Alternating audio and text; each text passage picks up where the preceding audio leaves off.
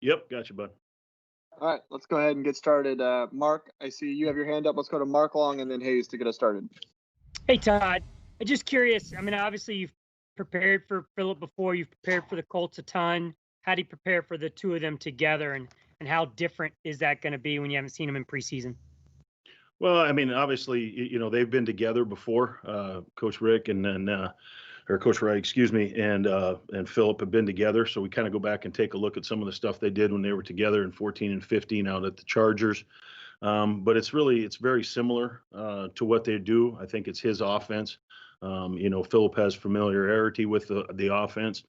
So we're anticipating, obviously, we'll see some new wrinkles just because it's a new year and stuff like that. But we're anticipating of seeing exactly what they've been in the past.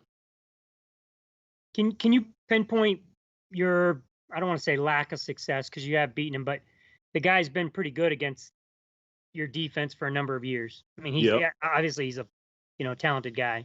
Yeah, obviously he's talented. I think he's had success against a lot of teams, but what he does is he gets himself into good plays. He's very smart in what he does. He does very seldom does he make poor decisions. I thought they had a really good game plan coming in, really attacking what we call hook issues in our system last year when we played him here. Obviously, we did not play very well that game. So, obviously we have an idea how he attacks us. We've worked heavy on that kind of stuff over the last 10 days or so. And, we got to give him credit at the same time. But I think a lot of it's really going to come down to what we do, not what Philip does. Thanks, Mark. Let's go over to Hayes and then Gene. Hey, Todd, can you walk us through and explain what you liked in Gotsis and Josh Jones and sort of how they were able to make this climb up the depth chart and the skill set that they have for you guys? With Adam at this point in time, we lost a young man we were hoping to get, obviously in free agency because of the medical issues and stuff. And then we knew Adam was a really good first and second down player. That's what we were looking for. I think a big point of emphasis is we got to do a better job of stopping the run, and I think that's Adam's strength. So he does a really nice job of playing the different techniques and staying square on the line of scrimmage. So that was the biggest thing with Adam. And then Josh, there was a heck of a battle going on at that position.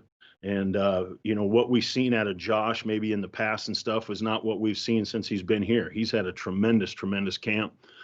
He is a gym rat, and that's something that as a coach you love. He's here, one of the last ones here every day. He's constantly studying, even in off days. So he does that. He communicates, and I think he's going to be a guy that's really aggressive.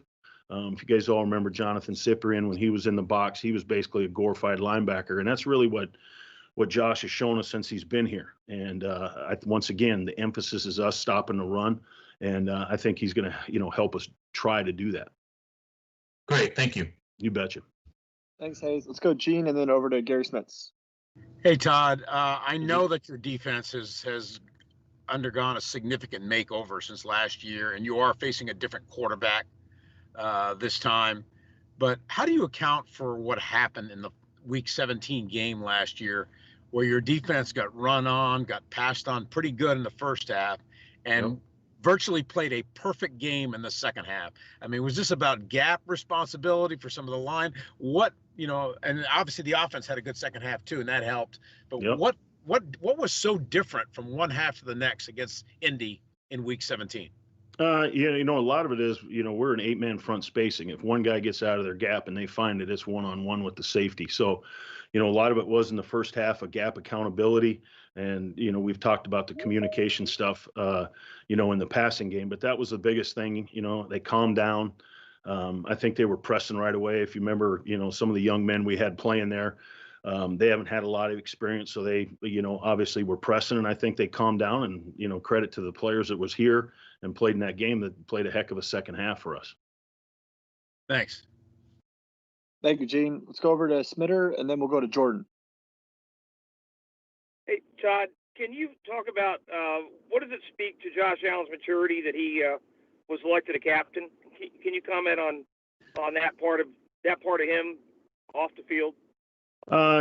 He's a good young man. We knew that when we drafted him. He's a good family man.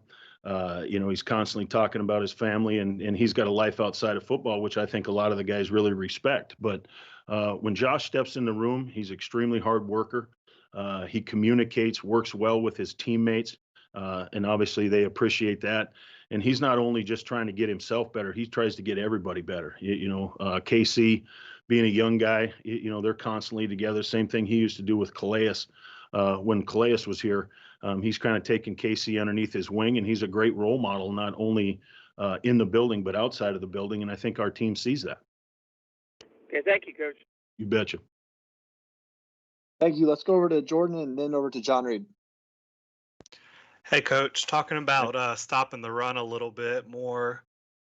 The linebackers, it seemed like, struggled in that department a little bit at times last year. Do you think with Schobert and Jack out there, and obviously Jacobs and base, that you're going to be able to do a better job from a linebacker standpoint stopping the run? Well, that's the plan. I think obviously having Miles on the outside instead of in the middle of three with all the traffic and stuff issues that they have, he's more in his natural position, and we already see that. Obviously, the signing of Joe was big for us because he's got such great instincts within the box, know where he fits. He's very, very seldom out of position. And obviously, we got a good edge set with Leon and that kind of stuff in our base package. So I think we got some good players. We got them where we think they fit for us to be able to stop the run. And we've gotten a lot bigger up front. And I think that was a big part of some of our issues. Thanks. Yeah. Thanks, Jordan. Let's go over to John Reed. Kind of similar question to you, Coach, but what gives you confidence in your defensive front that I know you had some issues last season about gap control and those kind of things. What gives you confidence this group will be able to execute the things you want to get done starting Sunday? I think a lot of it is we've had great communication with them, and talking exactly how we want it, where there's no gray areas at all on how we want things played and stuff like that. We've really fine-tuned that even more here in the off season and in the training camp. So I think, to be honest with you, I think we've done a better job of coaching it. In the past, we kind of assumed some things would get taken care of, and they didn't, and that's all on me. But we're seeing them do exactly what we need them to do. They understand the importance of stopping the run and earning the right to hopefully get them in third and medium, third and long situations so we can, rush the passer. And one follow. On your depth chart, you had Chase Son behind Allen. I know you spoke about where you wanted to use him at. Is everything pretty much the same as you said a week ago about where you're going to play him at, both ends, or what? We'll find out on Sunday where we're going to play him. But we got a couple days yet to game plan it, and we'll find out at that point in time where he fits in. Thank you, Coach. You betcha. Thanks, John. Let's go 2 final questions here. Let's go to John Shipley and then finish with Shadrick. Hey, Coach.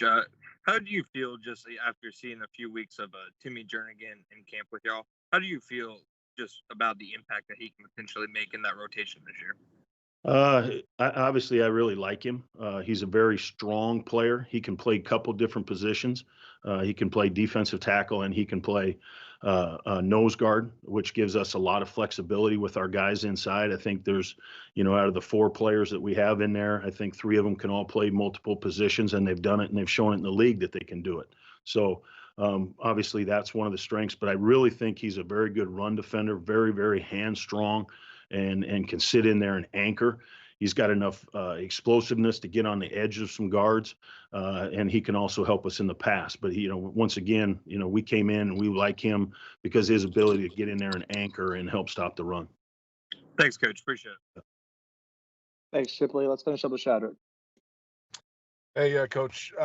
Question about the Colts offensive line. Obviously, they played, all 5 guys played all 16 games last year. They're super consistent. Most of those guys have a huge contract now. How good is this group, and how much of a challenge is that for your front? I think it's, one of their strengths. They've added some great weapons on the outside too, and obviously Phillip, but I think that's the strength of their ball club. We're going to have our work cut out for us. They're very good players.